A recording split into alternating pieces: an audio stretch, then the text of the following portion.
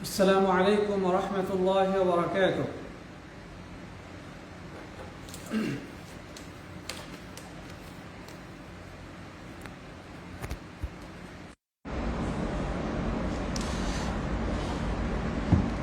السلام عليكم ورحمة الله وبركاته.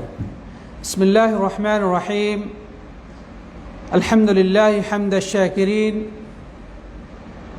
وأصلي وأسلم على النبي الأمين نبينا وحبيبنا وقدوتنا وإمامنا محمد بن عبد الله وعلى آله وصحبه ومن سار على نهجه إلى يوم الدين. أما بعد.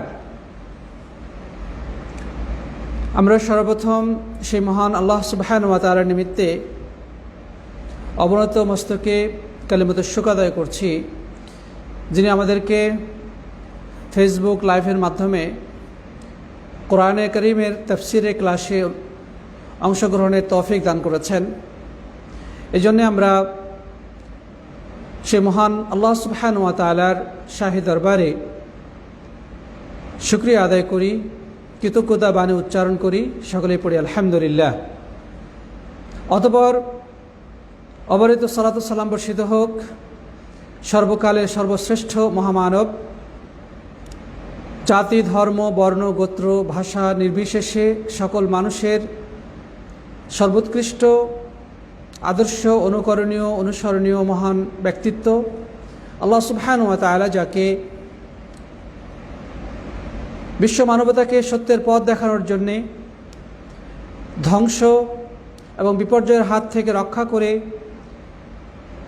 সাফল্যের রাজপথে উপনীত করার জন্যে জান্নাতের রাস্তা প্রদর্শনের নিমিত্তে এই দুনিয়ার বুকে প্রেরণ করেছিলেন। আসুন আমরা হৃদয়ের গহীন থেকে আমাদের হৃদয়ের সবটুকু ভালোবাসা উজাড় করে প্রিয় নবীর প্রতি সালাত ও সালাম পেশ করি। সকলে পড়ি সাল্লাল্লাহু আলাইহি ওয়াসাল্লাম। মোহতারমা মুআজ্জাজ প্রাণপ্রিয় দর্শক শ্রোতা ভাই এবং বোনেরা, এই মুহূর্তে যারা আমাদের সাথে লাইভে যুক্ত হয়েছেন সবাইকে আমি জানাচ্ছি অনেক অনেক প্রীতি, শুভেচ্ছা এবং আন্তরিক মোবারকবাদ। সেই সাথে দোয়া করছি আল্লাহ সুবহানাহু ওয়া তাআলা যেন আমাদের এই সময়টুকুকে দ্বীনের জ্ঞান অর্জন করার তৌফিক দান করেন, জ্ঞানের কোরআন এবং সুন্নাহর জ্ঞান অর্জন করে সেই আলোকে আমাদের জীবন গড়ার ক্ষেত্রে সহায়ক হিসেবে কবুল এবং মঞ্জুর করেন, আল্লাহুম্মা আমিন। প্রাণপ্রিয় উপস্থিতি, আমরা ইনশাআল্লাহ আজকে সূরা লাহবের তর্জমা এবং তাফসির করার চেষ্টা করব। আল্লাহ সুবহানাহু ওয়া তাআলা যদি তৌফিক দান করেন, আমা তাওফীকি ইল্লা বিল্লাহ। তো যাই হোক, প্রিয় দর্শক শ্রোতা, আশা করি আপনারা সবাই ভালো আছেন। আপনারা আমার আওয়াজ শুনতে পাচ্ছেন কি না দয়া করে কমেন্ট করবেন, আর পোস্টটি আপনারা কষ্ট করে সকলে শেয়ার করে নেবেন।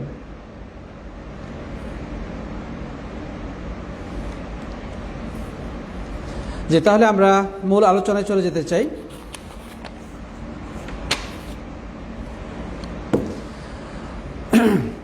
প্রথমে আমরা সূরা লাহবের তেলাওয়াত শুনব, এরপরে ইনশাআল্লাহ এটির তর্জমা এবং সংক্ষিপ্ত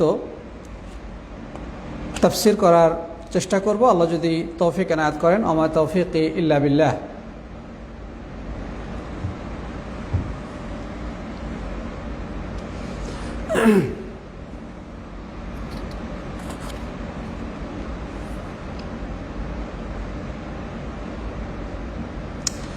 যে আমরা তেলাওয়াত শুনি প্রথমে। أعوذ بالله من الشيطان الرجيم. بسم الله الرحمن الرحيم. تبت يدا أبي لهب وتب ما أغنى عنه ماله وما كسب سيصلى نارا ذات لهب وامرأته حمالة الحطب في جيدها حبل من مسد আলহামদুলিল্লাহ আমরা সূরা লাহবের তেলাওয়াত শুনলাম। তো কেউ কেউ বলছেন যে হ্যাং হয়ে যাচ্ছে বা আটকে যাচ্ছে। তো আপনাদের নেটওয়ার্কে কোনো সমস্যা থাকতে পারে বলে মনে হয়। আমার এখানে তো কোনো সমস্যা দেখছি না। অন্যরাও জানাবেন আপনাদের কোনো সমস্যা ঘটতেছে কিনা।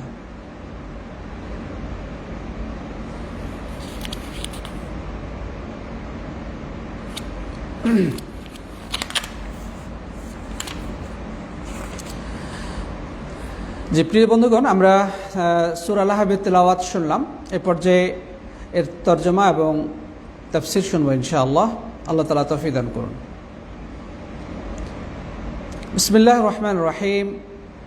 পরম করুণাময় ও অসীম দয়ালু আল্লাহর নামে শুরু করছি। এই সূরাটিতে আল্লাহ সুবহানাহু ওয়া তাআলা বলছেন, তাব্বাত ইয়াদা আবি লাহাবিন ওয়া তাব। তাব্বাত ইয়াদা আবি লাহাব। তাব্বাত মানে ধ্বংস হোক, ইয়াদা দুইটি হাত, আবি লাহাব আবু লাহাবের, আবু লাহাবের দুইটি হাত ধ্বংস হোক বা আবু লাহাবের হস্তদ্বয় ধ্বংস হোক। ওয়াতাব এবং সে ধ্বংস হয়েছে, মানে সে নিশ্চিতভাবেই ধ্বংস হয়েছে। তাব্বাত ধ্বংস হোক, ইয়াদা হস্তদ্বয় দুই হাত, আবি লাহাব আবু লাহাবের, আবু লাহাবের দুই হাত ধ্বংস হোক। ওয়াতাব এবং সে নিশ্চিতভাবে ধ্বংস হয়ে গেছে। অথবা ওয়াতাব্বা অথবা সে নিজে তার দুই হাত ধ্বংস হোক, অথবা এভাবে করার অর্থ করা যায় ওয়াতাব্বা সে নিজেও ধ্বংস হোক। কিন্তু অধিক বিশুদ্ধ তর্জমা হচ্ছে এভাবে বলা, তাব্বাত ইয়াদা আবি লাহাব, ধ্বংস হোক হস্তদ্বয় আবু লাহাবের এবং সে নিশ্চিতভাবে ধ্বংস হয়ে গেছে। মা আগনা আনহু মালুহু ওয়া মা কাসাব। মা আগনা কোনো উপকার দেয় নাই বা কোনো কাজে লাগে নাই, আনহু তার জন্যে, মালুহু তার সম্পদ, ওয়া মা কাসাব এবং যা সে উপার্জন করেছে, এবং তার কাজে লাগেনি, কোনো উপকারে আসেনি তার সম্পদ এবং তার যা কিছু সে উপার্জন করেছে। তো যদিও এখানে বলা হয়েছে সে ধ্বংস হয়েছে, কিন্তু এখানে উদ্দেশ্য হচ্ছে যে সে অচিরেই, মানে সে নিশ্চিতভাবে ধ্বংস হবে এবং তার কোনো সম্পদ এবং উপার্জন যা কিছু সে করেছে কোনো কিছু তার কাজে লাগবে না। সায়াসলা সে অচিরেই প্রবেশ করবে, নারান আগুনে, যাত লাহাব মানে লেলিহান অগ্নিশিখায়, মানে যেই আগুন, যে আগুনের লেলিহান রয়েছে, লেলিহান বিশিষ্ট আগুনে সে অচিরেই প্রবেশ করবে, অর্থাৎ জাহান্নামের ভয়াবহ আগুনে সে অচিরেই প্রবেশ করবে। ওয়ামরাতুহু এবং তার স্ত্রীও, সেও জাহান্নামের আগুনে প্রবেশ করবে। হাম্মালাতাল হাতাব, যেই মহিলা ছিল ইন্ধন বহনকারী বা ইন্ধনদাতা। ফি জিদিহা হাবলুম মিন মাসাদ, এবং যার গলদেশে খেজুরের পাকানো রশি থাকবে। সাথী বন্ধুগণ, আমরা সূরা লাহবের তর্জমা জানলাম যে সায়াসলা, সা মানে অচিরেই, ইয়াসলা প্রবেশ করবে, নারান আগুনে, নার মানে আগুন, যাতা লাহাব মানে এমন আগুন যেটা অগ্নিস্ফুলিঙ্গ বের হয় বা যেটার লেলিহান রয়েছে। এটা আগুন যখন চতুর্দিকে আগুনের লেলিহান দেখা যায় সেটাকে বলা হয় নারান যাতা লাহাব, মানে লেলিহান বিশিষ্ট আগুন। ওয়ামরাতুহু এবং তার স্ত্রী হাম্মালাতাল, হাম্মালাত মানে বহনকারিণী, হাতাব মানে হচ্ছে কাঠ, যে কাঠ বহনকারিণী, ফি জিদিহা, ফি মানে মধ্যে, জিদিহা তার গলদেশে গলায় থাকবে, হাবলুন মানে রশি, মিন মাসাদ খেজুরের পাকানো রশি, তার গলায় থাকবে খেজুরের পাকানো রশি। এই হচ্ছে এই সূরাটির সহজ অর্থ। এবার আমরা মূল ব্যাখ্যার দিকে চলে যেতে চাই। আল্লাহ সুবহানাহু ওয়া তাআলা এখানে সূরা লাহাবে একজন ব্যক্তি এবং তার স্ত্রীর নাম উল্লেখ করে, বা একজন ব্যক্তি এবং তার স্ত্রীর কথা উল্লেখ করেছেন। আর সেই ব্যক্তিটি হচ্ছে রাসূল করিম সাল্লাল্লাহু আলাইহি সাল্লামের রক্ত সম্পর্কীয় এবং খুবই নিকটজন, আর সে হচ্ছে আবু লাহাব। আমরা একটু পরে বলতেছি, তার আগে সূরা লাহাব সম্পর্কে আরও দু একটি কথা বলে নেব। সূরা লাহাব এটি মাক্কি সূরা, মক্কায় অবতীর্ণ হয়েছিল, এবং যে সমস্ত সূরা ইতিপূর্বে নাজিল হয়েছিল সেগুলোর ধারাবাহিকতা অনুযায়ী এটার অবস্থান বা এটার সিরিয়াল হচ্ছে ষষ্ঠ। কোরআনে কারিমের ৬ষ্ঠ নম্বর সূরা হিসেবে এটি গণ্য করা হয়ে থাকে নাজিলের ক্ষেত্রে। আর ১১৪টা সূরার ধারাবাহিকতা অনুযায়ী এই সূরাটির সিরিয়াল নাম্বার যেটা কোরআনে লিপিবদ্ধ রয়েছে সেটি হচ্ছে ১১১। এর মধ্যে আয়াত সংখ্যা রয়েছে মাত্র ৫টি। এখানে আল্লাহ সুবহানাহু ওয়া তাআলা রাসূল করিম সাল্লাল্লাহু আলাইহি ওয়াসাল্লামের একান্ত রক্ত সম্পর্কীয় চাচা আব্দুল উজ্জা ইবনে আব্দুল মুত্তালিব, যার ডাকনাম ছিল আবু লাহাব, তার সম্পর্কে এবং তার স্ত্রী সম্পর্কে আল্লাহ সুবহানাহু ওয়া তাআলা আমাদেরকে তথ্য দিয়েছেন, এবং তাদের ইসলামের বিরুদ্ধে যে ষড়যন্ত্র সেই বিষয়টি ফুটিয়ে তুলেছেন, এবং তাদের কি পরিণতি হবে সেটিও আল্লাহ সুবহানাহু ওয়া তাআলা আমাদের সামনে উপস্থাপন করেছেন। তো এই সূরাতে আল্লাহ সুবহানাহু ওয়া তাআলা আবু লাহাবের বিষয়টি উল্লেখ করেছেন। আবু লাহাব মানে কি? আবু লাহাব শব্দের অর্থ কি? লাহাব মানে আমরা যেটা বলেছি যে অগ্নিস্ফুলিঙ্গ বা আগুনের লেলিহান শিখা। সব আগুনের লেলিহান শিখা থাকে না, কিছু খুব সাধারণভাবে প্রজ্বলিত হয়, আর কিছু আগুন রয়েছে চতুর্দিকে লেলিহান শিখা ছড়ায়, এটাকে বলা হয় আবু লাহাব। তো আল্লাহ সুবহানাহু ওয়া তাআলা বলছেন এটাকে বলা হয় লাহাব। আর এই ব্যক্তির, রাসূল করিম সাল্লাল্লাহু আলাইহি ওয়াসাল্লামের এই চাচার নাম ছিল আব্দুল উজ্জা ইবনে আব্দুল মুত্তালিব, কিন্তু তাকে আবু লাহাব বলা হতো।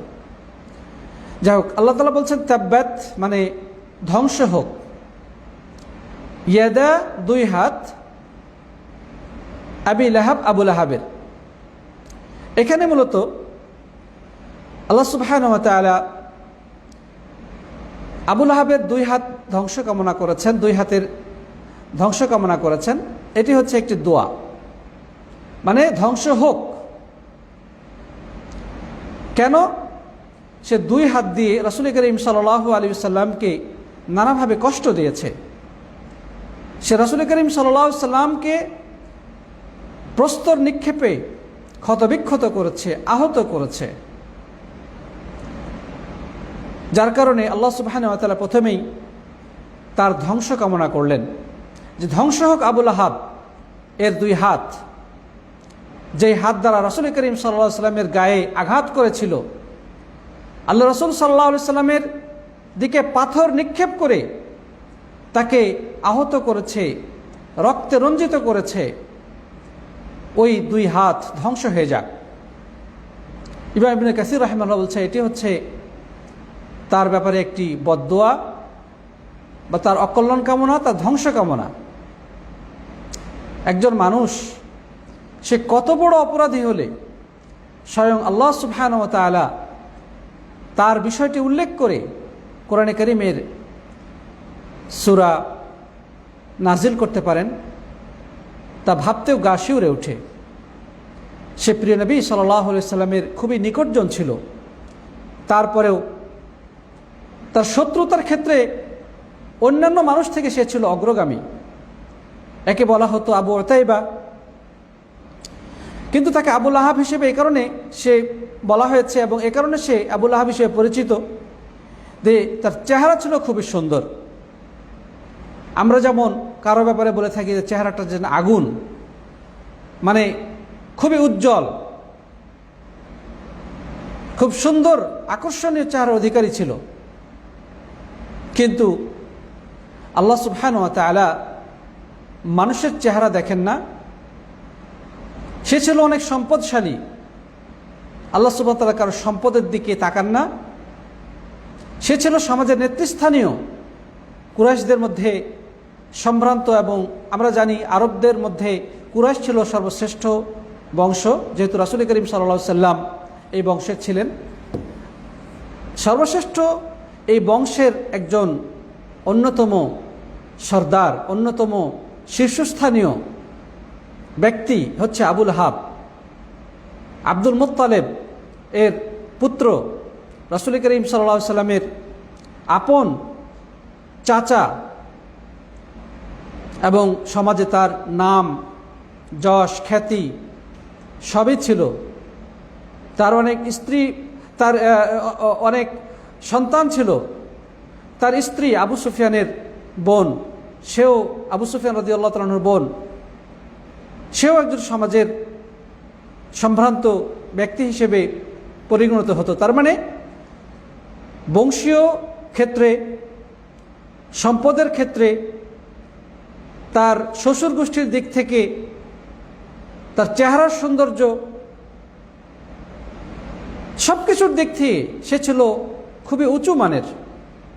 কিন্তু তার ভিতরে এই সম্পদ, এই সামাজিক মর্যাদা তাকে অহংকারী করে তুলেছিল। সে প্রিয় নবী সাল্লাল্লাহু আলাইহি ওয়াসাল্লামকে গভীরভাবে চিনত, কারণ তার আপন ভাতিজা আব্দুল্লাহর পুত্র মুহাম্মদ সাল্লাল্লাহু আলাইহি ওয়াসাল্লাম, এবং ছোটকাল থেকে দেখে এসেছে, প্রিয় নবী সাল্লাল্লাহু আলাইহি ওয়াসাল্লামের চরিত্র সম্পর্কে জেনে এসেছে, একই পরিবারের সদস্য। তারপরও অধ্যত এবং অহংকারবশত সে প্রিয় নবী সাল্লাল্লাহু আলাইহি ওয়াসাল্লামের বিরুদ্ধে শত্রুতার ক্ষেত্রে সবচেয়ে অগ্রগামী ছিল। শুধু সে নয়, তার স্ত্রী সহকারে।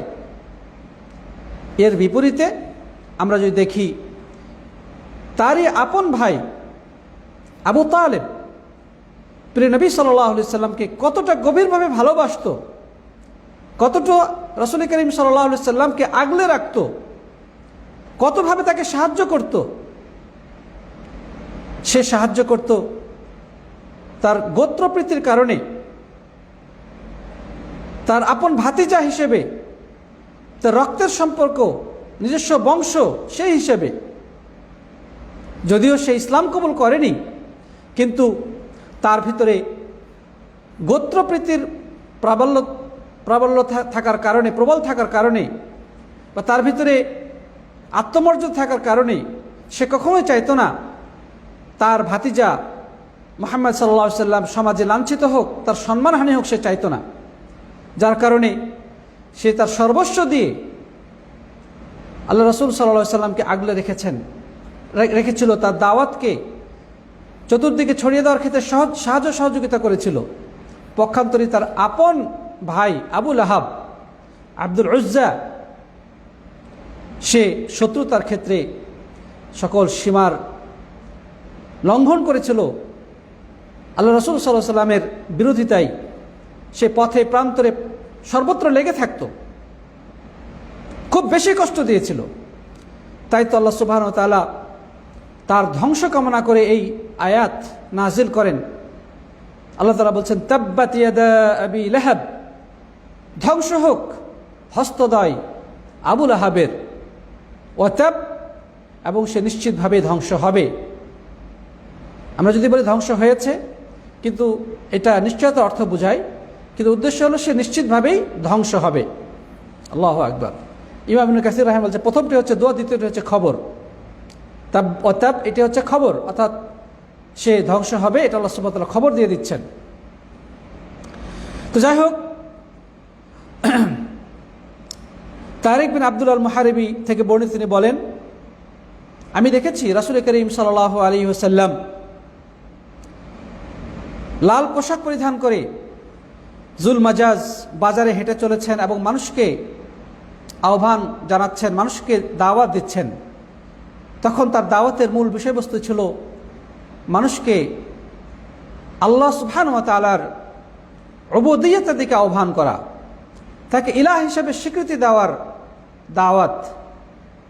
রাসূল করিম সাল্লাল্লাহু আলাইহি ওয়াসাল্লামের পুরো মক্কা জীবনটাই ছিল মানুষকে শুধু আল্লাহ সুবহানাহু ওয়া তাআলার উলুহিয়ত, তার উবুদিয়ত এবং আল্লাহ রাব্বুল আলামিনকে মাবুদ হিসেবে, আল্লাহ সুবহানাহু ওয়া তাআলা একত্ববাদের দিকে, তাওহীদের দিকে আহ্বান করার দাওয়াত। তিনি পথে ঘাটে প্রান্তরে, মেলায়, বাজারে, হজের মৌসুমে গণমানুষের কাছে সর্বস্তরে একটি দাওয়াত দিতেন, আর সেই দাওয়াতটা ছিল তাওহীদের দাওয়াত।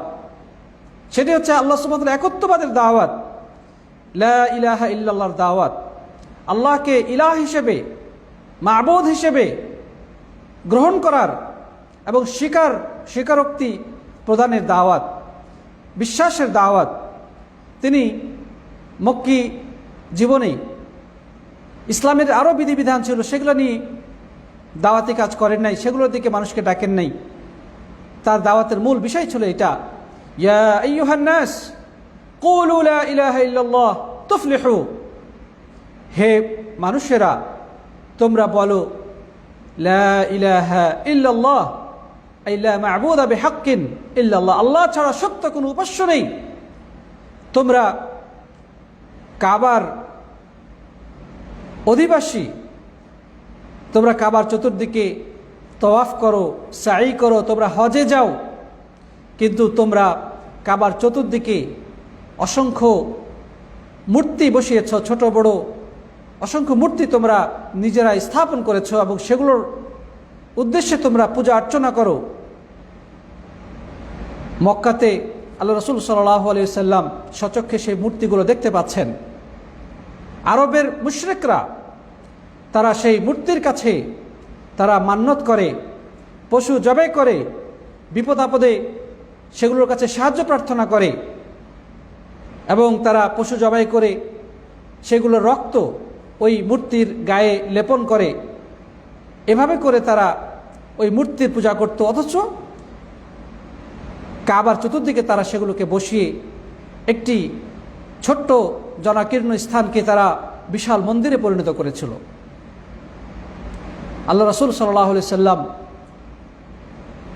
মানুষকে আগে এই মূর্তি পূজা থেকে সতর্ক করার দাওয়াত দিয়েছেন, মানুষকে শিরক থেকে সতর্ক করার দাওয়াত দিয়েছেন এবং শিরকের যে বিপরীত দিক সেটা হচ্ছে তাওহীদ, আল্লাহ সুবহানাহু ওয়া তাআলা একত্ববাদ, আল্লাহর উলুহিয়তের স্বীকৃতি। এই দাওয়াতটি তিনি দিয়েছেন। মক্কার পুরোটা জীবনই ছিল এই তাওহীদের দিকে মানুষকে আহ্বান করা, কারণ মানুষের ভিতরে তাওহীদের জ্ঞান না থাকলে তার অন্যান্য ইবাদত বন্দেগী সব কিছু বৃথা হয়ে যাবে, এতটুকু সেগুলোর কোনো মূল্য থাকবে না। এই জন্যে তিনি মক্কা জীবনে তার দাওয়াতি কাজের মূল বিষয়বস্তুই ছিল কুল লা ইলাহা ইল্লাল্লাহ, তোমরা বলো লা ইলাহা ইল্লাল্লাহ, আল্লাহ ছাড়া সত্য কোনো উপাস্য নেই। আল্লাহ ছাড়া যত মাবুদ রয়েছে, যত উপাস্য রয়েছে, যত মূর্তি প্রতিমা দেবদেবী রয়েছে, সবই বাতিল, ভ্রান্ত, মিথ্যা। তারা ইবাদত পাওয়ার হকদার নয়, তারা পূজা অর্চনা পাওয়ার হকদার নয়। পূজা অর্চনা পাওয়ার হকদার এক মহান সত্তা, যিনি এই বিশ্ব চরাচরকে একাই কোনো উদাহরণ ছাড়াই সৃষ্টি করেছেন। সাত আসমানকে তিনি খুঁটি ছাড়া আকাশে ঝুলিয়ে রেখেছেন, এই জমিনকে আমাদের পায়ের নিচে বিছানা এসে বিছিয়ে দিয়েছেন। ইবাদত পাওয়ার হকদার তো কেবল তিনি। আর এই কথাটাই তিনি জুল মাজাজের সে বাজারে মানুষের কাছে কাছে মানুষের কর্ণকুহরে পৌঁছে দিয়ে বেড়াচ্ছেন। তিনি বলছেন, ইয়া আইয়ুহান নাস কুলু লা ইলাহা ইল্লাল্লাহ তুফলিহু, হে মানুষেরা তোমরা বলো লা ইলাহা ইল্লাল্লাহ, তোমরা বলো আল্লাহ ছাড়া সত্য কোনো উপাস্য নেই, তাহলে তুফলিহু, তোমরা সফলতা অর্জন করবে, তোমরা কামিয়াবি হাসিল করবে, তোমরা ধ্বংসের হাত থেকে রক্ষা পাবে, তোমরা জান্নাতে প্রবেশ করবে, তোমরা জাহান্নামের আগুন থেকে বাঁচবে, তোমরা দুনিয়াতে নেতৃত্ব পাবে, দুনিয়াবি মান সম্মান বৃদ্ধি হবে, সম্পদ পাবে, মর্যাদা পাবে। সফলতা বলতে যা কিছু সবই তোমরা অর্জন করবে দুনিয়াতে এবং আখিরাতে। তাহলে আমরা বলবো সফলতা, মুক্তি, ধ্বংসের হাত থেকে রক্ষা এবং চিরশান্তির জান্নাতে প্রবেশ করার জন্য পূর্ব শর্তই হচ্ছে এবং এর মূল চাবি হচ্ছে লা ইলাহা ইল্লাল্লাহ। এটা ছাড়া অন্য যত কিছুই করুক, তাওহীদ যতক্ষণ পর্যন্ত শিরিক মুক্তভাবে বাস্তবায়িত করা না হবে ততক্ষণ পর্যন্ত তার নামাজ, রোজা, ইবাদত বন্দী কোনো কিছুই কাজে লাগবে না। তো যাই হোক, তিনি জুল মাজাজ বাজারে মানুষের কাছে কাছে এই আহ্বান বাণী প্রচার করে চলেছেন, ইয়া আইয়ুহান নাস কুলু লা ইলাহা ইল্লাল্লাহ, হে মানুষেরা তোমরা লা ইলাহা ইল্লাল্লাহ তথা আল্লাহ সুবহানাহু ওয়া তাআলা এক ছাড়া সত্য কোনো উপাস্য নেই এই কথা স্বীকৃতি প্রদান করো, তাহলে তোমরা সফলতা অর্জন করবে। কিন্তু তিনি দেখতে পেলেন তার পেছনে পেছনে এক পাপিষ্ঠ তার পিছু নিয়েছে এবং পাথর নিক্ষেপ করে আল্লাহ রাসূল সাল্লাল্লাহু আলাইহি সাল্লামকে আহত করে চলেছে। পিছন থেকে পাথর নিক্ষেপ করতেছে রাসূল করিম সাল্লাল্লাহু আলাইহি সাল্লামের পায়ের গোড়ালিতে, তার হাঁটুতে, এবং যার কারণে প্রিয় নবী সাল্লাল্লাহু আলাইহি সাল্লাম রক্তাক্ত হয়ে যাচ্ছেন, আহত হয়ে যাচ্ছেন, রক্ত গড়িয়ে পড়ছে। সেটা কে? প্রিয় বন্ধুগণ, ওই লোকটি মানুষকে, রাসূল করিম সাল্লাল্লাহু আলাইহি সাল্লামকে উদ্দেশ্য করে পাথর মারতেছে আর মানুষকে বলতেছে এ হচ্ছে ধর্মচ্যুত, এ হচ্ছে মিথ্যাবাদী, খবরদার তোমরা এ কথা কেউ শুনবে না। তখন আমি প্রশ্ন করলাম যে এই লোকটিকে, যাকে পাথর মারা হচ্ছে এবং যে পাথর মারছে এই লোকটিকে? আব্দুল্লাহ মুহারিবি বলতেছেন, তারেক বিন আব্দুল্লাহ আল মুহারিবি বলতেছেন যে আমি প্রশ্ন করলাম যে পাথর মারতেছে এবং যাকে পাথর মারা হচ্ছে এরা কারা, এদের পরিচয় কি? লোকজন বলল যাকে পাথর মারা হচ্ছে তে হচ্ছে আব্দুল মুত্তালিবের একজন সন্তান, মানে উদ্দেশ্য হচ্ছে তার ছেলের সন্তান। আরব দেশে ছেলের সন্তানকেও ছেলে বলা হতো, তো বলা হলো যে আব্দুল মুত্তালিবের সন্তান, মানে আব্দুল মুত্তালিবের যেটাকে আমরা বলি নাতি। আর যে ব্যক্তি পাথর মারতেছে সে হলো আব্দুল উজ্জা ইবনে আব্দুল মুত্তালিব। তো যাই হোক, তার নাম হচ্ছে আবু লাহাব, আব্দুল উজ্জা। এই ব্যক্তি আল্লাহ রাসূল সাল্লাল্লাহু আলাইহি সাল্লামকে পিছন থেকে পাথর মেরে মেরে আহত করছে, রক্তাক্ত করছে এবং মানুষকে বলতেছে সাবধান, তোমরা এই মিথ্যাবাদের কথা শুনবে না, সে একজন মিথ্যুক, সে হচ্ছে সাহাবে, সে হচ্ছে ধর্মচ্যুত, তোমরা এর ব্যাপারে সাবধান হও।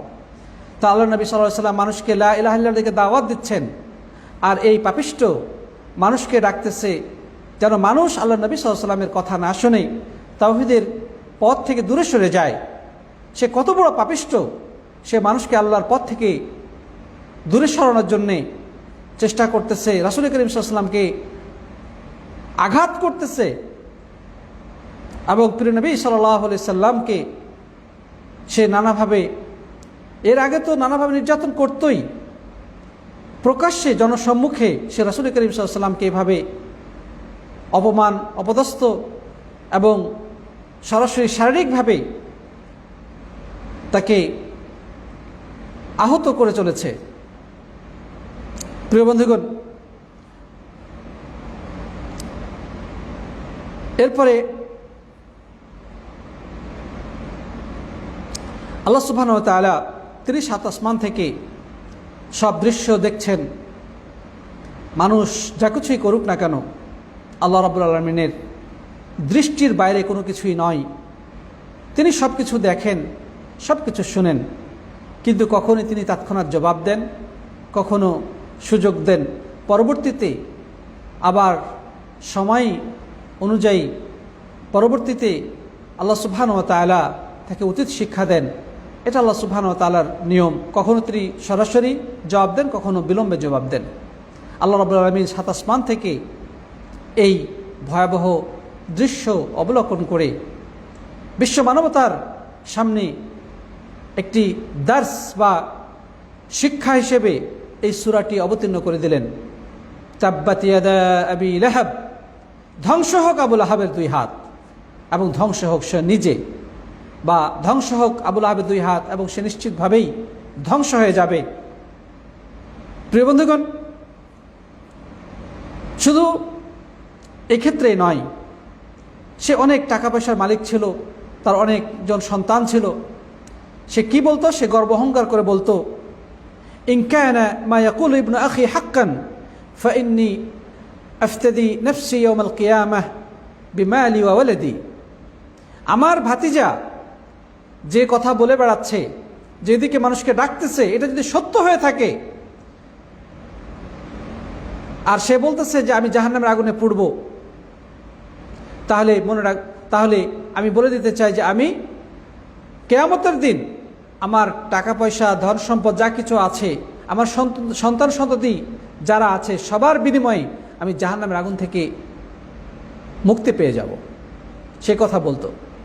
আল্লাহ সুবহানাহু ওয়া তাআলা বললেন, মা আগনা আনহু মালুহু ওয়া মা কাসাব, তার কোনোই কাজে লাগবে না তার সম্পদ এবং তার উপার্জন।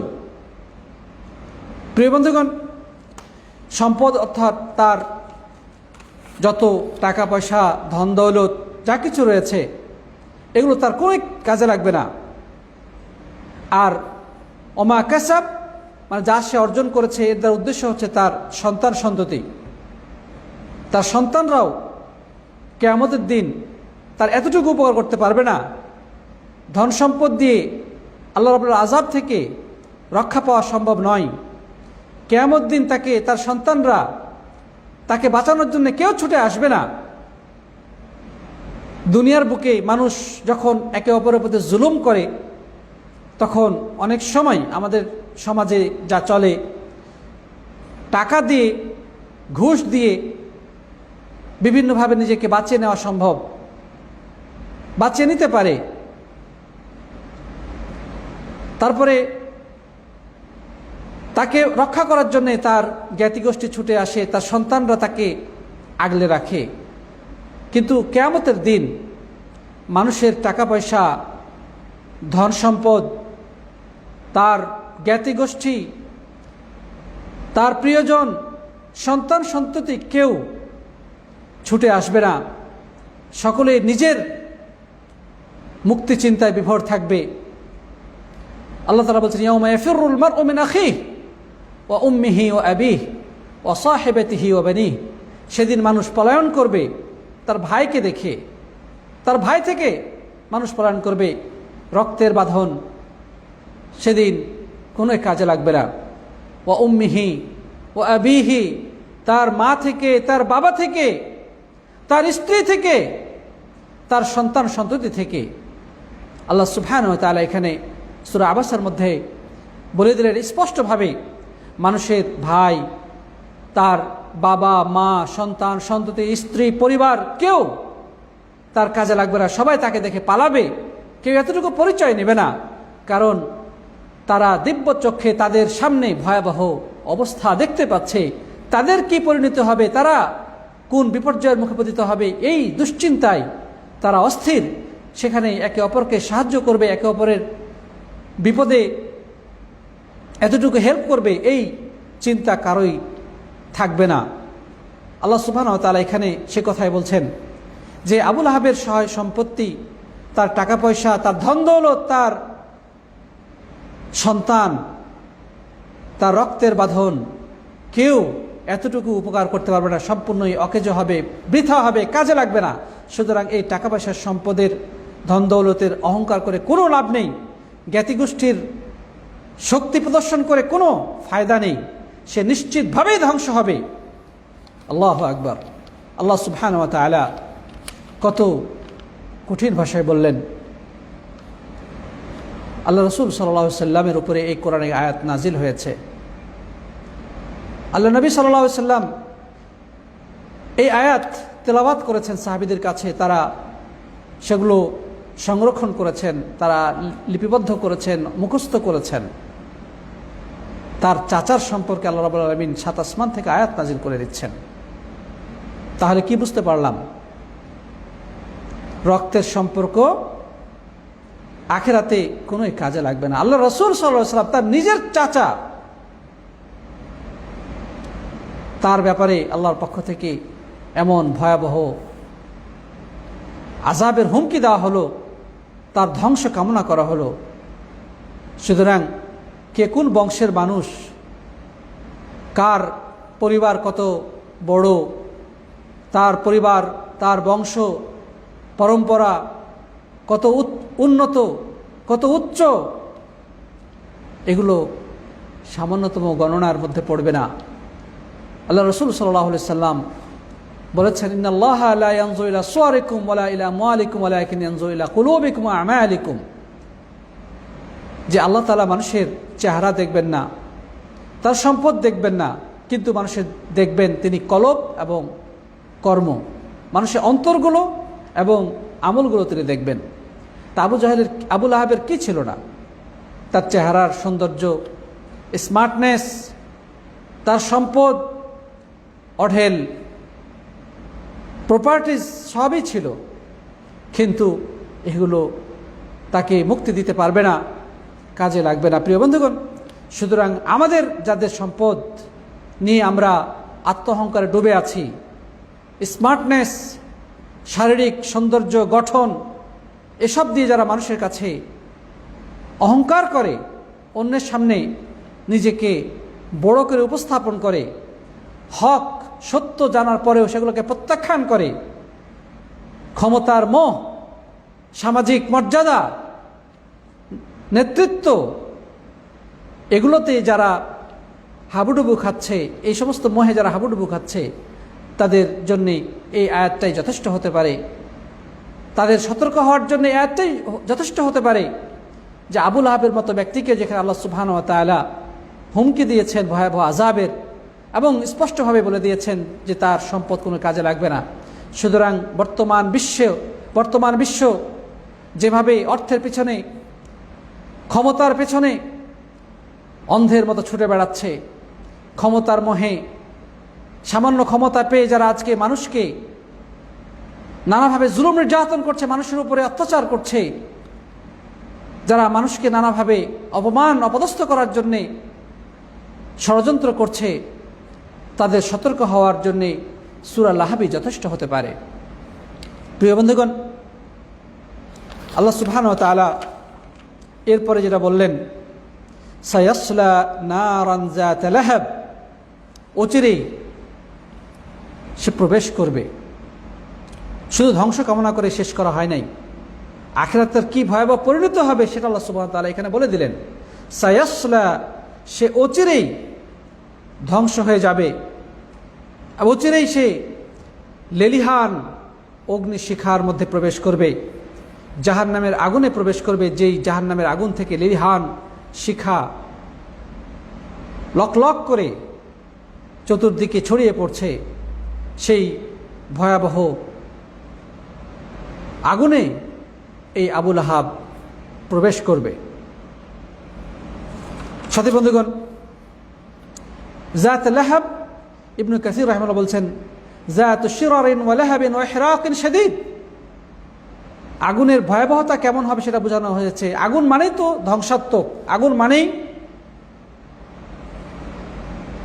জ্বালিয়ে পুড়িয়ে নিঃশেষ করে দেয়। আগুন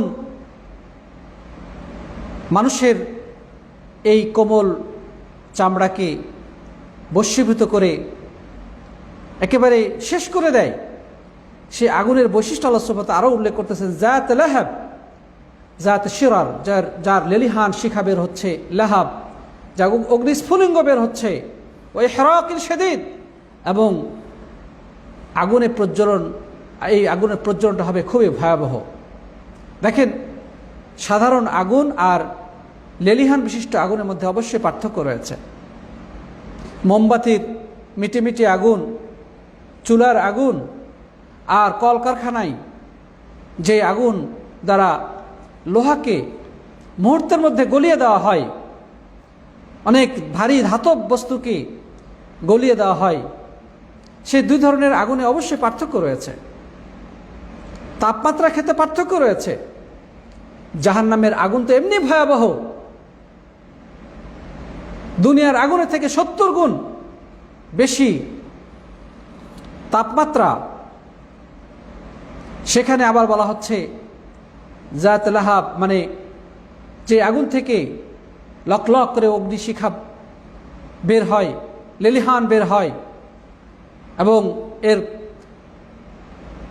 প্রজ্বলন ক্ষমতা অনেক কঠিন, অনেক ভয়াবহ, সে আগুনে তাকে প্রবেশ করানো হবে। আল্লাহুম্মা আজরিনা মিনান নার। হে আল্লাহ, তুমি আমাদেরকে জাহান্নামের আগুন থেকে হেফাজত করো। হে আল্লাহ, তুমি আমাদেরকে কিয়ামতের দিন তোমার সেই আযাব থেকে রক্ষা করিও।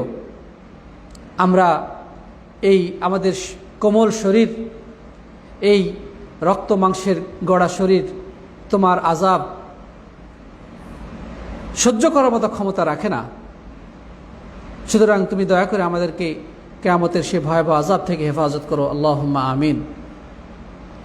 প্রিয় বন্ধুগণ, এরপরে আল্লাহ সুবহানাহু ওয়া তাআলা আরেকজন ব্যক্তির কথা বলছেন, যে ছিল তারই ঘরের, তারই সহধর্মিণী, তার স্ত্রী। এই স্ত্রীর ব্যাপার আল্লাহ সুবহানাহু ওয়া তাআলা এখানে উল্লেখ করেছেন। তাকে বলা হচ্ছে ওয়ামরাআতুহু, তার স্ত্রী। এখানে নাম উল্লেখ করে নাই, কিন্তু এর নাম হচ্ছে সে ছিল আবু সুফিয়ানের বোন। তার নাম ছিল আরওয়া বিনতে হারব ইবনে উমাইয়া। আরওয়া বিনতে হারব ইবনে উমাইয়া, তার উপনাম ছিল উম্মে জামিল। তো এটাও উমাইয়া বংশ, নামকরা বংশ। আবু সুফিয়ান রাদিয়াল্লাহু তাআলা আনহুর আপন বোন। তার বংশমর্যাদায় এই বংশটা কোনো অনেক উচ্চ বংশ। কুরাইশ বংশ যেভাবে উচ্চ বংশ, ঠিক একইভাবে আবু লাহাব যেই বংশে বিয়ে করেছে সেই বংশটা উচ্চ বংশীয়, সেটি হচ্ছে উমাইয়া বংশ। এবং আবু সুফিয়ান রাদিয়াল্লাহু তাআলা আনহু তিনিও আরবদের একজন বড় মাপের শীর্ষস্থানীয় সর্দার ছিলেন, নেতা ছিলেন। তারই বোন হচ্ছে এই আরওয়া বিনতে হারব, যাকে উম্মে জামিল বলা হতো। তো এরা দুইজন মিলে আল্লাহ রাসূল সাল্লাল্লাহু আলাইহি সাল্লামের শত্রুতার ক্ষেত্রে সীমালঙ্ঘন করেছিল। এই ব্যক্তি, এই নারী আল্লাহ রাসূল সাল্লাল্লাহু আলাইহি সাল্লামকে কষ্ট দেওয়ার ক্ষেত্রে তার স্বামীকে উৎসাহ দিত, তার স্বামীকে নানাভাবে প্ররোচনা দিত, যে যেন সে রাসূল করিম সাল্লাল্লাহু আলাইহি সাল্লামের বিরুদ্ধে আরও বেশি করে ক্ষয়ক্ষতি করার চেষ্টা করে, তার দাওয়াতকে বন্ধ করে দিতে পারে, তার বিরুদ্ধে নানাভাবে তাকে খেপিয়ে তুলত, নানাভাবে তাকে উৎসাহ যোগাত। এই মহিলা আল্লাহ সুবহানাহু ওয়া তাআলা তার কথাও বাদ রাখেন নাই। তিনি তার ব্যাপারে বললেন ওয়ামরাআতুহু, আবু লাহাব তো লেলিহান বিশিষ্ট আগুনে প্রজ্বলিত হবেই, এমনকি তার স্ত্রীও তার সাথে ওই আগুনে প্রজ্বলিত হবে। প্রিয় বন্ধুগণ, বলা হয়ে থাকে বা বর্ণিত হয়েছে যে সে এমনভাবে তার স্বামীকে উৎসাহ দিত যে তার গলায় যে হার ছিল, অনেক দামি হার সে পরত। সে বলতো যে প্রয়োজনে আমি এটা বিক্রি করে দিব এবং এর সমস্ত অর্থ এর পিছনে খরচ করব, রাসূল করিম সাল্লাল্লাহু আলাইহি সাল্লামকে কষ্ট দেওয়ার কাজে, তার দাওয়াতকে স্তব্ধ করে দেওয়ার কাজে আমি ব্যয় করব। তো এভাবে করে তার স্বামীকে, আবু লাহাবকে আল্লাহ রসুল সাল্লাল্লাহু আলাইহি সাল্লামের দাওয়াতের বিরোধিতার ক্ষেত্রে, তাওহীদের পথে মানুষকে বাধা দেওয়ার ক্ষেত্রে এবং আল্লাহ রসুল সাল্লাল্লাহু আলাইহি সাল্লামকে জুলুম নির্যাতনের ক্ষেত্রে খরচ করার জন্যে উৎসাহ দিত, নানাভাবে তাকে উত্তেজিত করত। প্রিয় বন্ধুগণ, আল্লাহ সুবহানাহু ওয়া তাআলা তার ব্যাপারে বললেন যে তার স্ত্রীকেও ওই আগুনের মধ্যে ফেলে দেওয়া হবে, আগুনে প্রজ্বলিত করা হবে তার স্বামীর সাথে সাথে।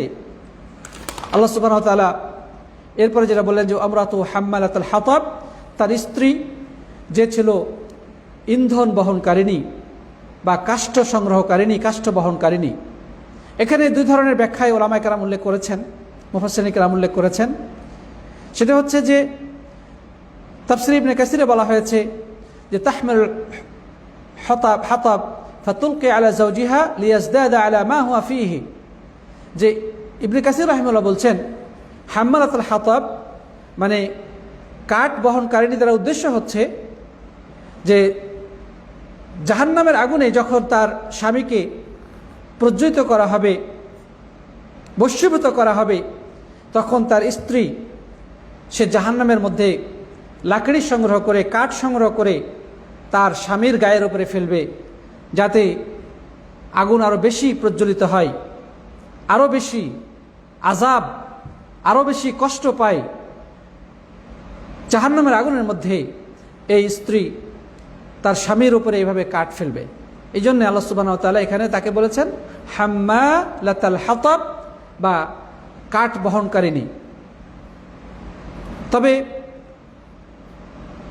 মুজাহিদ, ইকরামা, হাসান এবং কাতাদা এনারা বলছেন যে হাম্মালাতুল হাতাব দ্বারা উদ্দেশ্য হচ্ছে কানাত তামশি বিন নামিমা। ইবনু জারির তাবারি এই ব্যাখ্যাটাই উল্লেখ করেছেন যে এই মহিলার কাজ ছিল চুগলখড়ি করা, কুটনিগিরি করা। তো যেই কারণে আল্লাহ সুবহানাহু ওয়া তাআলা এখানে তাকে হাম্মালাতুল হাতাব হিসেবে উল্লেখ করেছেন। যারা চুগলখড়ি করে, যারা কুটনিগিরি করে, তারা একজনের কথা আরেকজনকে গিয়ে লাগায়, একজনের দোষ আরেকজনের কাছে পেশ করে, একজনের বিরুদ্ধে আরেকজনকে খেপিয়ে তোলে। এটি হচ্ছে কুটনি বা চুগলখড়দের কাজ। এই আবু লাহাবের স্ত্রী সে এই কাজটা করত। সে বিভিন্ন আজে বাজে কথা বলে আল্লাহ রসুল সাল্লাল্লাহু আলাইহি ওয়াসাল্লামের বিরুদ্ধে তার স্বামীকে খেপিয়ে তুলত। দুজনের মাঝে যেন শত্রুতা মনোভাবটা আরও বেশি থাকে, যারা একে অপরের শত্রু হিসেবে একে অপরকে পরিগণিত করে। এই জন্যে সে কুটনিগিরি করত। এই কারণে আল্লাহ সুবহানাহু ওয়া তাআলা তাকে এখানে কাঠ বহনকারী হিসেবে উল্লেখ করেছেন। যাই হোক, তার স্বামী যেভাবে আগুনে পুড়বে, তার স্ত্রী সেও পুড়বে। অর্থাৎ স্বামী স্ত্রী দুজন মিলে আল্লাহ রসুল সাল্লাল্লাহু আলাইহি ওয়াসাল্লামের বিরোধিতা করত, তাওহীদের দাওয়াতের বিরুদ্ধাচরণ করত, আল্লাহর দাওয়াতকে স্তব্ধ করে দেওয়ার জন্যে তারা ষড়যন্ত্রে লিপ্ত থাকত। যার কারণে আল্লাহ সুবহানাহু ওয়া তাআলা দুজনের কথা উল্লেখ করেই তাদের ভয়াবহ পরিণতির কথা উল্লেখ করেছেন এই সূরাটির মধ্যে। সুতরাং আমরা বলবো, যারা ইসলামী বিরোধিতা করবে, চাই সে পুরুষ হোক অথবা নারী হোক, সমাজে তার সম্মান মর্যাদা যাই থাকুক না কেন, সে ক্ষমতার মসনদ পেয়ে যতই দাপটের অধিকারী হোক না কেন, সে যত প্রপার্টিজের মালিক হোক না কেন, তার যত সামাজিক মান মর্যাদা, শান শৌকত, স্মার্টনেস, শারীরিক সৌন্দর্য, বংশমর্যাদা যা কিছুই থাকুক না কেন, সে যদি আল্লাহ এবং রাসূলের বিরুদ্ধাচরণ করে, দ্বীনে দাওয়াতের বিরুদ্ধাচরণ করে, ইসলামের বিপক্ষে অবস্থান নেই, তাহলে তাদের পরিণত হবে আবু লাহাব এবং তার স্ত্রীর অনুরূপ। বিশ্ববাসীর কাছে আল্লাহ সুবহানাহু ওয়া তাআলা সেই বার্তাটাই দিয়েছেন। এই দুজনের কথা উল্লেখ করে বিশ্ববাসীর কাছে এই বার্তা দিয়ে দিলেন যে তোমরা আজকে যারা ইসলাম বিরোধিতায় লিপ্ত, কখনো সম্পদ সম্পদের জোরে, কখনো ক্ষমতার জোরে, কখনো নিজের স্মার্টনেস, যোগ্যতা ইত্যাদি দ্বারা যারা আজকে নিজেদেরকে বড় মনে করে বসে আছো, তোমাদের সেই পরিণতি অপেক্ষা করছে যে পরিণত হয়েছিল আল্লাহ রসুল সাল্লাল্লাহু আলাইহি ওয়াসাল্লামের বংশীয় রক্ত সম্পর্কীয় রসুল করিম সাল্লাল্লাহু আলাইহি ওয়াসাল্লামের খুবই নিকটজন চাচা আবু লাহাব এবং তার চাচি, রসুল করিম সাল্লাল্লাহু আলাইহি ওয়াসাল্লামের চাচি আবু লাহাবের স্ত্রী আরওয়া বিনতে হারব, বা যাকে বলা হতো উম্মু জামিল, তাদের পরিণতি ভোগ করতে হবে। সাথী বন্ধুগণ, এরপরে আল্লাহ সুবহানাহু ওয়া তাআলা জাহান্নামের মধ্যে তার স্ত্রীকে কিভাবে শাস্তি দেওয়া হবে সেটাও বলেছেন। ফি জিদিহা হাবলুম মিন মাসাদ, তার কাঁধে থাকবে খেজুরের পাকানো রশি। এখানে হাবল মানে রশি, মাসাদ মানে কি? মাসাদের অর্থ নিয়ে ওলামাদের মাঝে বিভিন্ন ধরনের ব্যাখ্যা পাওয়া যায়। কেউ কেউ বলেছেন যে মিন জুলুদিল ইবলি ওয়া আওবারিহা, মানে এটা এমন রশি যেটা খেজুরের যেটা মানে উটের চামড়া বা উটের পশম থেকে তৈরি করা হয়। মানে উটের পশম বা উটের চামড়া দ্বারা তৈরিকৃত রশিকে মাসাদ বলা হয়। আবার কেউ বলেছেন ওয়াকিল মিন হাদিদ, লোহার তৈরি পাকানো পেঁচানো রশি, এটিকে মাসাদ বলা হয়। তবে অন্যান্য আলেমগণ বলেছেন এটি খেজুরের ছাল বাকল থেকে তৈরি করা পাকানো রশি। আবার অন্য কেউ বলেছেন যে এটি বিশেষ এক ধরনের গাছ যেটা ইয়ামান দেশে পাওয়া যায়, সেটা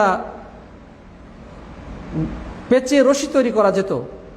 তো যাই হোক, এ ধরনের বিভিন্ন ব্যাখ্যা মুফাসসির কেরাম উল্লেখ করেছেন। তো সবচেয়ে প্রসিদ্ধ ব্যাখ্যা হচ্ছে যে খেজুরের গাছ থেকে খেজুরের ছাল বাকল থেকে তৈরি করা পেঁচানো রশি, যেটা আরবদের কাছে খুবই অ্যাভেলেবল ছিল। তারা রশি হিসেবে এই জিনিসটি ব্যবহার করত। এই জন্যেই আল্লাহ সুবহানাহু ওয়া তাআলা এখানে সেই কথাটাই উল্লেখ করেছেন যে খেজুরের পাকানো রশি তার গলায় থাকবে। এখানে গলায় রশি থাকার কথাটা কেন বলা হলো, এই ব্যাপারে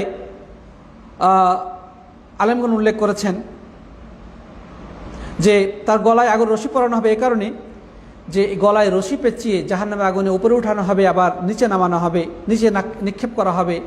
এটা শাস্তির একটা অংশ। তো গলায় রশি পাকানোর কথা এই জন্য বলা হয়েছে যে তার গলায় খুবই উন্নত মানের হার ছিল। সে তার স্বামীকে বলেছিল যে তুমি মুহাম্মদের শত্রুতা করো, তার দাওয়াতকে বন্ধ করে দেওয়ার জন্য সর্বাত্মক চেষ্টা করো, দরকার হলে আমি আমার এই গলার হার খুলে বিক্রয় করে এই ক্ষেত্রে আমি অর্থায়ন করব। এই কারণে আল্লাহ সুবহানাহু ওয়া তাআলা তার গলার কথা উল্লেখ করেছেন যে সে গলার হারের অর্থ খরচ করে ইসলামের বিরোধিতা করতে চায়। জাহান্নামের আগুনে তার গলায় খেজুরের পাকানো রশি পরিয়ে তাকে শাস্তি দেওয়া হবে, জাহান্নামের আগুনে উপরে নিয়ে এসে আবার নিচে নিক্ষেপ করা হবে। এভাবে তার শাস্তি চলতেই থাকবে। প্রিয় বন্ধুগণ, তো এই হচ্ছে এই সূরা লাহাবের সংক্ষিপ্ত ব্যাখ্যা বা তাফসীর। তো এই কয়েকটি আয়াতে আমাদের জন্য অনেক শিক্ষণীয় দিক রয়েছে, যেগুলো আমরা তাফসীরের মধ্যেই উল্লেখ করেছি। আমরা বলবো যে পরম্পরা, বংশমর্যাদা, জ্ঞান গরিমা, শারীরিক স্মার্টনেস, সামাজিক মর্যাদা বা ক্ষমতা প্রতিপত্তি, এগুলো কখনো সম্মানের মানদণ্ড নয়। বরং সম্মানের মানদণ্ড হচ্ছে আল্লাহ ভীতি, তাকওয়া, আল্লাহ সুবহানাহু ওয়া তাআলার প্রতি অগাধ বিশ্বাস ও ভালোবাসা। আল্লাহ তাআলা বলছে ইন্না আকরামাকুম ইনদাল্লাহি আতকাকুম, যে তোমাদের মধ্যে সবচেয়ে সম্মানিত সেই ব্যক্তি যে তোমাদের মধ্যে সবচেয়ে বেশি আল্লাহকে ভয় করে। সুতরাং এই দুনিয়াবি এই সম্পদ, ক্ষমতা, পদ, এগুলো নিয়ে যারা আজকে অহংকারে মেতে রয়েছে, তাদের জন্যে এক বিশাল সতর্কবাণী নিহিত রয়েছে এই সূরার মধ্যে। বরং এগুলো কখনো সম্মান মর্যাদার মাপকাঠি হতে পারে না। মর্যাদার মাপকাঠি হচ্ছে আল্লাহ ভীতি, তাকওয়া, পরহেজগারিতা, আল্লাহর দ্বীনের প্রতি অগাধ বিশ্বাস এবং ভালোবাসা। যেমনটি আমরা আগেও হাদিসে উল্লেখ করেছি, রাসূল করিম সাল্লাল্লাহু আলাইহি ওয়াসাল্লাম বলেছেন যে আল্লাহ তাআলা তোমাদের চেহারা দেখবেন না, তোমাদের সম্পদ দেখবেন না, তিনি তোমাদের দেখবেন কলব এবং তোমাদের কার্যকর্ম আমল। কর্ম দ্বারাই মানুষের ভালো মন্দ নির্ণীত হবে, তার অন্তরটাই আল্লাহ সুবহানাহু ওয়া তাআলা পরীক্ষা করবেন। এটার উপরে ভিত্তি করে তার সম্মান এবং মর্যাদা আল্লাহর কাছে নির্ধারণ করা হবে, অন্য কিছু নয়।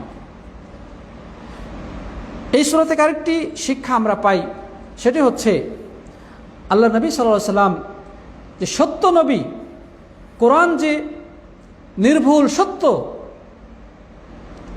সত্যের মানদণ্ডে উত্তীর্ণ এক মহাগ্রন্থ আল কোরআন, আমরা এই সূরা থেকে সেই শিক্ষাই পাই। কিভাবে?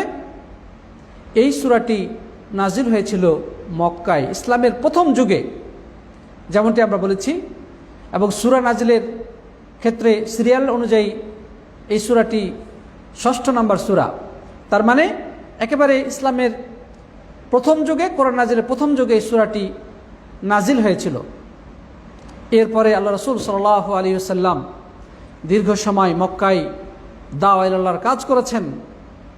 তিনি মদিনায় গিয়েছেন, মদিনায় তিনি ইসলামের বাণী প্রচার করেছেন। সেখান থেকে পৃথিবীর দিকে দিকে ইসলামের বাণীকে ছড়িয়ে দিয়েছেন। এই যে দীর্ঘ একটি সময়, এই দীর্ঘ সময়ের মাঝে আবুল আহাব অথবা তার স্ত্রী কেউ একজন যদি ইসলাম কবুল করত, আল্লাহ রাসূল সাল্লাল্লাহু আলাইহি ওয়াসাল্লামের আনুগত্য স্বীকার করে নিত, লা ইলাহা ইল্লাল্লাহ স্বীকৃতি প্রদান করে দিত, তাহলে কোরআনের এই আয়াত মিথ্যা হিসেবে পরিগণিত হতো, নাউজুবিল্লাহ মিন যালিক। অথচ কোরআন বলছে যে আগুনে প্রজ্বলিত হবে এবং সে নিশ্চিতভাবে ধ্বংস, সে এবং তার স্ত্রী দুজনেই। তাহলে তাদের মধ্যে কেউ যদি একজন ইসলাম কবুল করে ফেলতো এই দীর্ঘ সময়ের মাঝে, তাহলে কিন্তু কোরআন মিথ্যা বলে প্রমাণিত হতো, আল্লাহ রাসূল সাল্লাল্লাহু আলাইহি ওয়াসাল্লাম মিথ্যুক নবী হিসেবে প্রমাণিত হয়ে যেত, নাউজুবিল্লাহ মিন যালিক। কিন্তু আল্লাহ সুবহানাহু ওয়া তাআলা তিনি যা বলেছেন সেটা অবশ্যই সত্য, এর মধ্যে কোনো ভুলের সম্ভাবনা নেই। সকল ভুল ত্রুটি ঊর্ধ্বে আমরা দেখেছি বা আমরা জানি, ইসলামের প্রথম যুগে অনেকেই আল্লাহর দ্বীনের বিরোধিতা করেছে, আল্লাহ নবী সাল্লাল্লাহু আলাইহি ওয়াসাল্লামের দাওয়াতের বিরোধিতা করেছে, আল্লাহ রাসূলের সাথে শত্রুতা পোষণ করেছে। কিন্তু সময়ের ব্যবধানে তারা তাদের ভুল বুঝতে পেরেছিল, তারা তওবা করে আল্লাহর পথে নিজেকে সঁপে দিয়েছিল, আল্লাহ রাসূল সাল্লাল্লাহু আলাইহি ওয়াসাল্লামের নবুয়তের স্বীকৃতি দিয়েছিল, আল্লাহকে এক মাবুদ হিসেবে স্বীকৃতি দিয়ে ইসলামের ছায়াতলে প্রবেশ করেছিল। এই আবুল আহাবের স্ত্রীর ভাই আবু সুফিয়ান রাদিয়াল্লাহু তাআলা আনহু, তিনি তো মক্কা বিজয়ের আগ পর্যন্ত ইসলামের বহু শত্রুতা করেছেন, রাসূল করিম সাল্লাল্লাহু আলাইহি ওয়াসাল্লামের সাথে বিভিন্ন শত্রুতায় লিপ্ত হয়েছিল। কিন্তু অবশেষে নিজের ভুল বুঝতে পেরে সে রাসূল করিম সাল্লাল্লাহু আলাইহি ওয়াসাল্লামকে রাসূল হিসেবে স্বীকৃতি দিয়ে, আল্লাহ রাব্বুল আলামিনের উলুহিয়তের স্বীকৃতি দিয়ে ইসলামের ছায়াতলে প্রবেশ করেছিল।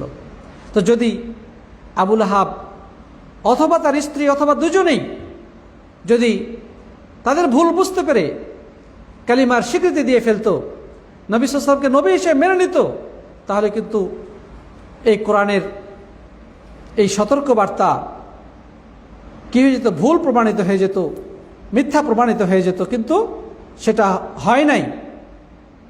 এটা থেকে প্রমাণিত হয় যে কোরআন সত্য, আল্লাহ রাসূল সত্য, এর মধ্যে ভুলের কোনো সম্ভাবনা নেই, এর মধ্যে কোনো ত্রুটি বিচ্যুতি, অপূর্ণাঙ্গতা বা কোনো ধরনের সন্দেহ সংশয়ের অবকাশ নেই।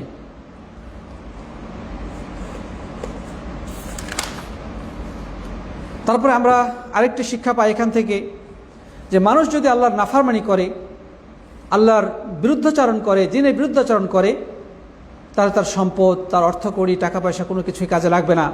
আল্লাহর আযাব থেকে কেউ তাকে রক্ষা করতে পারবে না। আরেকটি শিক্ষা পাই, ইমানদারকে কষ্ট দেওয়া সম্পূর্ণ হারাম। কারণ নবী সাল্লাল্লাহু আলাইহি সাল্লামকে কষ্ট দিয়েছিল তার চাচা, যার কারণে আল্লাহ সুবহানাহু ওয়া তাআলা তিনি রাগান্বিত হয়ে আল্লাহ সুবহানাহু ওয়া তাআলা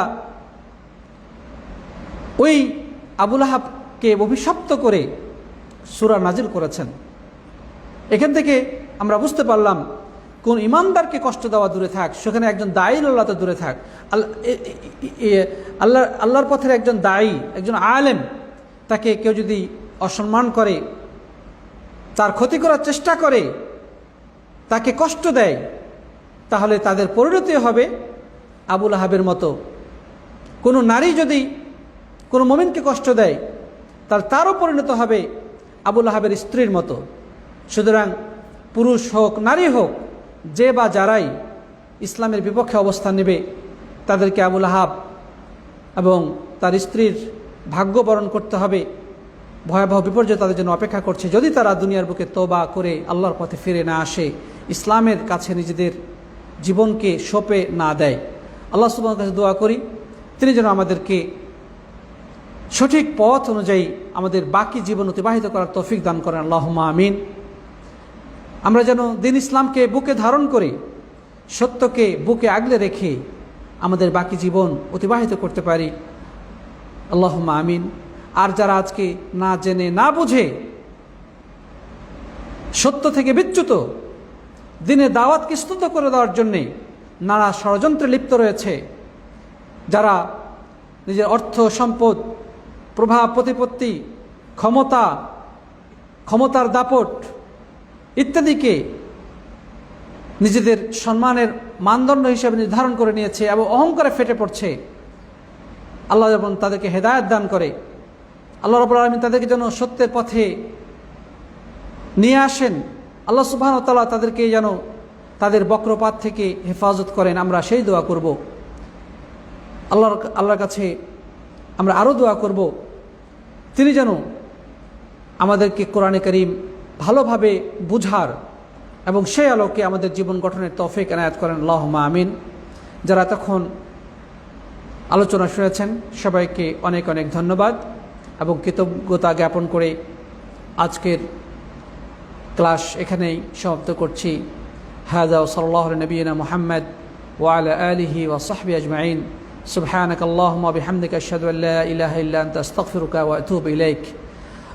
একটি ঘোষণা যেটি আমরা এর আগেও বলেছি, প্রিয় দর্শক শ্রোতা ভাই বন্ধুগণ, যে ইনশাআল্লাহ আমাদের তাফসীর ক্লাসের দ্বিতীয় পরীক্ষা অনুষ্ঠিত হবে আগামীকালকে একই সময়ে, অর্থাৎ বাংলাদেশ সময় 4টা, বিকেল 4টা, ভারতের সময় বিকেল 3:30 এবং সৌদি আরবের সময়